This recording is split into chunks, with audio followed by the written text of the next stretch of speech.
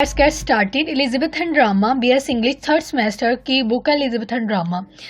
उसमें हमारे पास एक बुक है डॉक्टर फास्टर्स। आज हम क्या डिस्कस करेंगे? Tragic conflict in doctor fosters. सबसे पहले हम देखते हैं कॉन्फ्लिक्ट होता क्या है। Conflict means fight. It may be mental और फिजिकल। कॉन्फ्लिक्ट होता है फाइट। ये मेंटली भी हो सकती है और फिजिकली भी हो सकती है। In Dr. Faustus, conflict mean a state of mind in which a man fight with his good and evil ideas. Faustus में जो कॉन्फ्लिक्ट है इसमें आदमी गुड और इवल आइडियाज के साथ लड़ता है कुछ करने के लिए। Two opposite thoughts, ideas, desires and emotions are main cause of any conflict. Conflict के जो मेन काज हैं वो अपोजिट डिज़ायर्स होती हैं, इमोशंस होती हैं और आपके आइडियाज़ होते हैं। In the very first scene of the play वो सी डिसअपॉइंटमेंट। इसका पहला टॉपिक जो है, पहला पॉइंट वो है डिसअपॉइंटमेंट।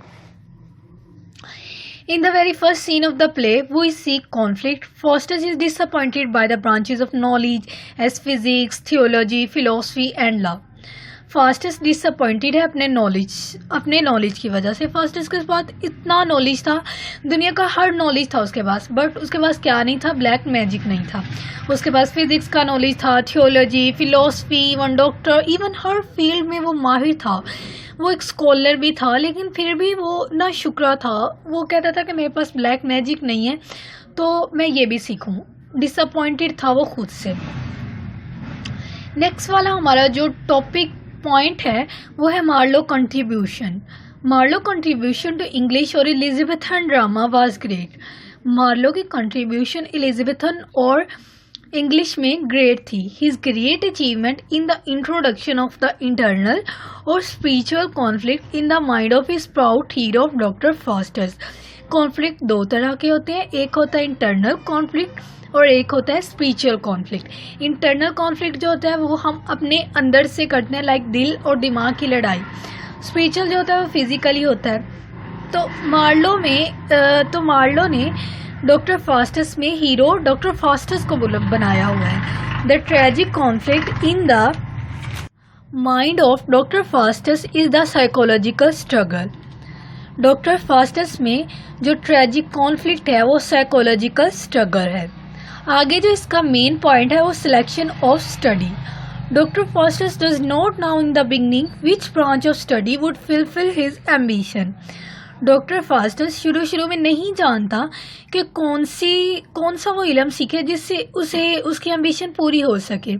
डॉक्टर फास्टस को लस्ट थी, उसकी ये ख्वाहिश थी कि मैं खुदा की तरह बन जाऊँ, मेरे पास इतना नॉलेज हो, खुदा की तरह मेरे पास नॉलेज और मैं खुदा की तरह बन जाऊं। अब वो ये सोचा था कि ऐसा कौन सा मैं नॉलेज हासिल करूं जिससे मैं खुदा की तरह बन जाऊं। That's why in the beginning of the play we find him arguing with himself the advantages and disadvantages, the possibilities and impossibilities of various branches of study such as medical, law and theology etc. इसी वजह से हम शुरू में उसे खुद के साथ आर्ग्यूइंग करते हुए भी पाते हैं कि वो कहता है disadvantages and disadvantages, possibilities and impossibilities. वो कहता है कि मेडिकल की जो एडवांटेजेस है वो क्या है, लॉ के क्या हैं, थियोलॉजी के क्या हैं, वो सारा कुछ जो है वो डिस्कस करता है खुद के साथ। We find him at last deciding to study black art of magic. वो सारे और नॉलेज को दुनिया में देखता है और देखता है कि एडवांटेजेस और डिसएडवांटेजेस क्या हैं। एट लास्ट वो क्या डिसाइड करता है कि वो सीखे, ब्लैक मैजिक सीखे। He highlighted his view about magician books in following line. उसने मैजिक के अबाउट 10 लाइन के जरिए अपने व्यूज पेश किए हैं। इसको ये कोटेशन के तौर पर भी आ सकती है ये वाली लाइन। ये फास्टस ने बोले हैं। Divinity adieu these metaphysics of magician the necromantic books are heavenly. Necromantic books कौन सी होती हैं? ब्लैक मैजिक की बुक्स। नेक्रोमेंटिक ब्लैक मैजिक को बोला जाता है। आगे वाला जो हमारा पॉइंट है वो है good angel and bad angel. जैसा कि हमने पहले भी पढ़ा कि फास्टस के पास दो एंजल्स आते हैं, good angel and bad angel. Good angel उसे कहता है कि तुम नेक्रोमेंटिक अच्छी चीज़ नहीं है, यानी कि ब्लैक मैजिक अच्छी चीज़ नहीं है, तुम इसे ना सीखो, तुम खसारे में रहोगे। लेकिन बैड एंजल उसे बोलता है कि फास्टस तुम सीखो, इससे तुम्हें तरक्की होगी, तुम्हारी लस्ट पूरी होगी। Good angel and bad angel come like thought. Good angel और बैड एंजल उसके पास थॉट्स की तरह आते हैं, यानी कि उसके पास फिजिकली नहीं आते, जस्ट थॉट्स के ज़रिए आते हैं। Good angel tells him and wants to prevent from such things. Good angel उसे जो नेक्रोमेंटिक है, ब्लैक मैजिक है, उसके अबाउट उसे बताता है कि ये गलत है और उससे वार्न करता है, उसे कहता है कि तुम इससे दूर रहो। But bad angel seduces him to learn black magic.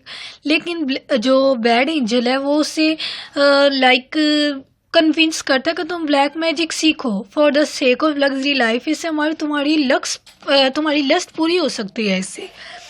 He becomes a victim of conflict, but later run away from it by following bad angel. वो पहले कॉन्फ्लिक्ट का शिकार होता है, लड़ाई का शिकार होता है, लेकिन बाद में वो इससे दूर हो जाता है बैड एंजल को फॉलो करते हुए।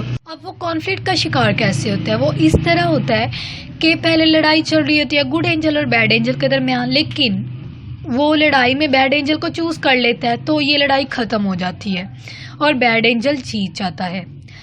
आगे वाला जो हमारे पास पॉइंट है वो है after studying black magic. Black magic सीखने के बाद, after having studied the art of black magic and after having seen a little but wonder of black magic.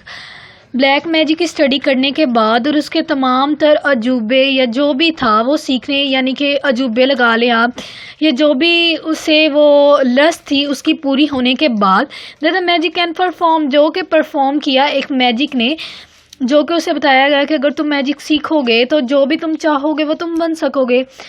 तो मैजिक सीखने के बाद उसकी सारी ख्वाहिशात पूरी हो गई। He makes a contract with devil. उसने डेविल के साथ कॉन्ट्रैक्ट किया, who is the king of अगली हेल, जो कि अगली हेल का बादशाह था। डेविल अगली हेल का बादशाह था। Death for 24 years. He will enjoy all the powers of black magic. अब फास्टस ने डेविल के साथ कॉन्ट्रैक्ट किया। वो कॉन्ट्रैक्ट ये था कि 24 years वो उसे, डेविल जो है वो उसे मैजिक सिखाएगा और उसकी तमाम तर ख्वाहिशात पूरी करेगा। लेकिन आफ्टर 24 years जो फास्टस की रूह है वो डेविल के पास चली जाएगी।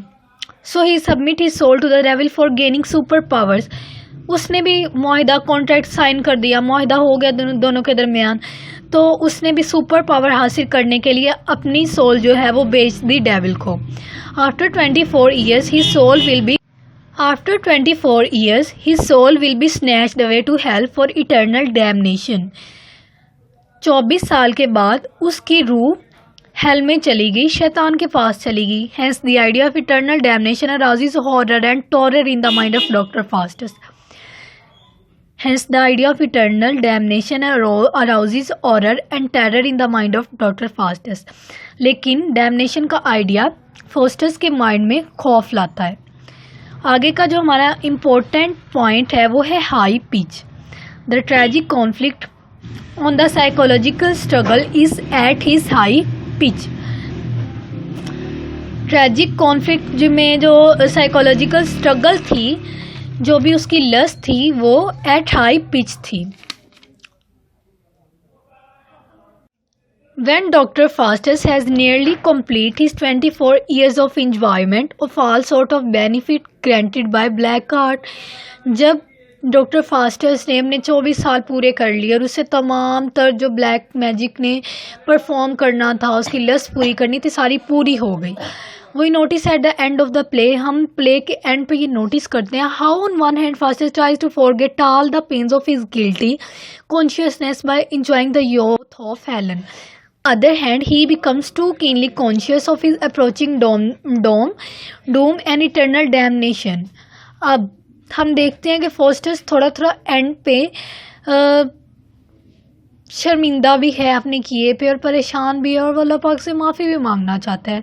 When he will have to die and his soul snatch away to hell forever. वो यही सोचता है कि जब वो मर जाएगा तो उसकी रूह चली जाएगी शैतान के पास। वो अंदर से ये नहीं चाहता। When he will have to at the end he came across with an old man who is a symbol of goodness. अब हम देखते हैं कि उसके पास एक ओल्ड मैन भी आया था जो कि गुडनेस का सिंबल था. वो ओल्ड मैन उसे सिखाता है, सीधा रास्ता दिखाता है. वो कहता है कि तुम सीधे रास्ते की तरफ दोबारा वापस आ जाओ, तुम्हारे लिए रहनुमाई का रास्ता अभी भी खुला है. He makes Faustus to realise about his faults and sins. After enjoying the luxury life of 24 years, Faustus realized that he did wrong. अब 24 साल उसने अपनी लस्ट पूरी की, अपने तमाम सारी ख्वाहिशात अपनी उसने पूरी की, लेकिन एंड पे उसे रियलाइज़ हुआ कि उसने गलत किया. ही thought that for the sake of 24 luxury life he earned hello for ever. वो सोचता है कि सिर्फ 24 सालों के लिए, 24 साल की ज़िंदगी इंजॉय करने के लिए मैंने जहन्नम को हमेशा के लिए ख़रीद लिया है. Now he asks to God to forgive him. अब वो अल्लाह पाक से इल्तिजा करता है, गॉड से इल्तिजा करता है कि वो उसे माफ़ कर दे. He prays to the God to put him in hell. वो अल्लाह पाक से दुआ करता है, वो गॉड से प्रे करता है कि वो उसे हेल में डाले फॉर 1000 ईयर्स के डाले, 100 ईयर्स के लिए डाले, but not to punish him for ever in hell. लेकिन उसे हमेशा के लिए जहन्नम ना दे. Now Satan and his followers come and take him towards the hell.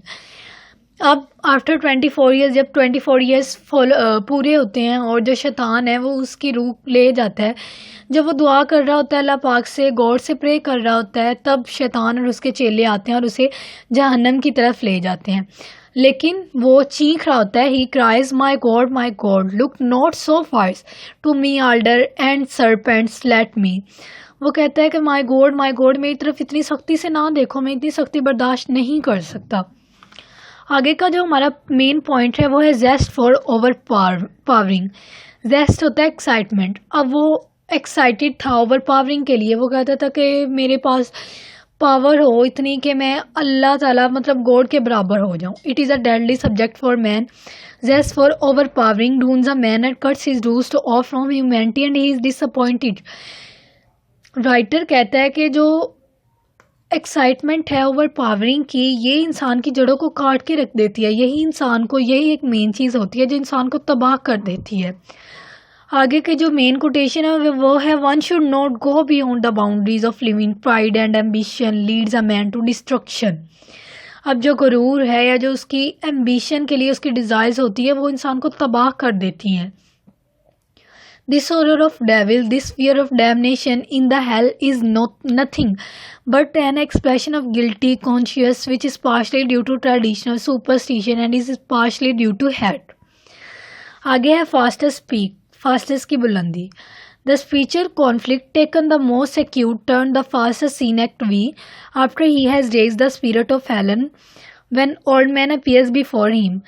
अब जो उसके दोस्त होते हैं वो कहते हैं कि अच्छा ठीक है, तुम नॉलेज तो सीख रहे हो, तुम ब्लैक मैजिक तो सीख रहे हो, तुम हेलन को लेके आओ. हेलन दुनिया की उस वक़्त दुनिया की खूबसूरत तरीन औरतों में से होती है. वो उसे चैलेंज करते हैं कि तुम हेलन को ले आओ. वो हेलन को ब्लैक मैजिक के ज़रिए ले आता है. This was the last attempt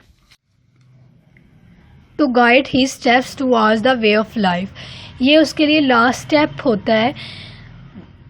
उससे बार बार यही मौका मिलता है. उसके पास बैड एंजल्स भी आते हैं, उसके पास एक बूढ़ा आदमी भी आता है, उसे बार बार कहते हैं, उसे बार बार समझाते हैं कि तुम जो है वो ब्लैक मैजिक को ना सीखो. और जब वो सीख रहा होता है तब भी उसे मना करते हैं कि फास्टस रुक जाओ, अभी भी तुम्हारे पास टाइम है, तुम रुक जाओ, तुम ऐसा ना करो, तुम हमेशा के लिए जहन्नम खरीद रहे हो. लेकिन वो नहीं रुकता. लेकिन कभी कभी उसे आता है कि मैं रुक जाऊँ. लेकिन जब भी वो ऐसा सोचता है कि मैं रुक जाऊँ इस काम से, तो मेफिस्टोफेल उसके पास आ जाता है. आप सब जानते हैं कि मेफिस्टोफेल कौन था. वो लूसीफर का जो सेक्रेटरी था मेफिस्टोफेल था, वो उसके पास आता है और उसे अजियत देता है.